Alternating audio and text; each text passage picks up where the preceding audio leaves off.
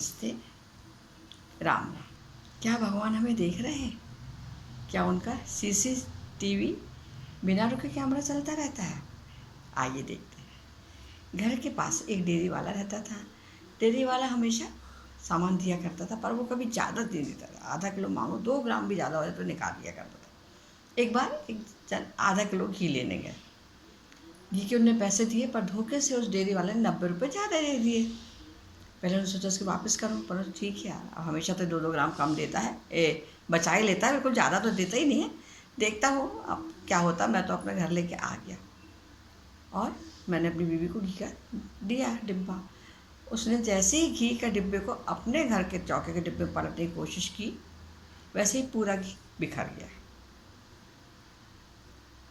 पत्नी को उन्होंने नहीं बताया था कि मुझे 90 रुपये ज़्यादा मिले। अब बात आई गई होगी कि हो गया होगा धोखा, कुछ नहीं होता। फिर एक दिन शाम को वो वेज रोल लेने गए। संयोग ऐसा हुआ कि उसने भी 70 रुपये ज़्यादा दे दिए। उनको लगा वापस करूँ क्या, अरे रहने दो, देखा जाएगा, फिर देखी जाएगी, और आ गए। अचंभा या आश्चर्य तब हुआ जब एक रोल नीचे गिर गया, बेकार हो गया। घर आए, टेबल पर एक रोल को रखा और जैसे जूस निकालने के लिए कांच का गिलास उठाया तो कांच का गिलास हाथ से छूटकर नीचे गिर गया। 70 रुपये जो ज़्यादा लाए थे उसमें कम से कम 60 रुपये का नुकसान तो हो ही चुका था। उनको बड़ा आश्चर्य हुआ कि भगवान सही में मेरे पीछे पड़ गया है, देख ही रहा है क्या। अब फिर उनके मन में ये बात तो आ गई कि अब क्या करें, कैसे करें। फिर एक बार ऐसा कुछ हुआ कि एक व्यक्ति ने उनको 30 रुपये ज़्यादा दे दिए। अब उन्होंने पत्नी को बताया, क्या करें भाई, एक बार और ट्राई मार के देखिए। पर पत्नी ने नहीं, उसके पैसे वापस करो, ऐसा उन्होंने कहा। और वो अंदर आई, पर उन्होंने एक बार ये कहा, हाँ यार, एक बार ट्राई तो मारनी ही चाहिए थी अपन को, क्या भगवान सच में देख रहे हैं। उन्होंने ऐसा सोचा और ठोकर लगी और वो गिरते गिरते बच गई। क्या सच में भगवान देख रहे हैं? उनको फिर ऐसा मन में लगा, हाँ ये सही बात है, भगवान हमेशा अपने कैमरे से, अपने नज़र से हमें हमेशा देखते रहते हैं। गलत काम करने पर आगाह भी करते हैं,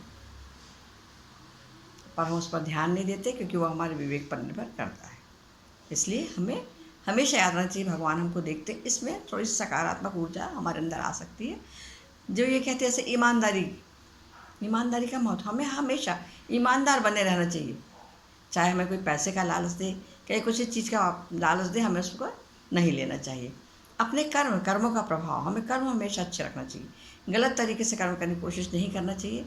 नुकसान भले ही थोड़ा हो जाए, पर भगवान हमें देख रहे हैं तो हमारे अच्छे कर्म का फल हमको अच्छा ही मिलेगा।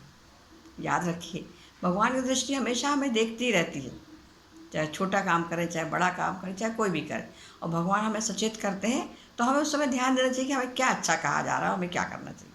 तो हमें अपनी बुद्धि का उपयोग करके ही समझदारी से काम करना चाहिए। लोभ और लालच से हमेशा बचना चाहिए। कभी लोभ और लालच में नहीं आना चाहिए, चाहे कितनी बड़ी से बड़ी चीज़ भी हमें क्यों ना प्राप्त हो रही हो, और हमें कभी भी लालच नहीं करना चाहिए।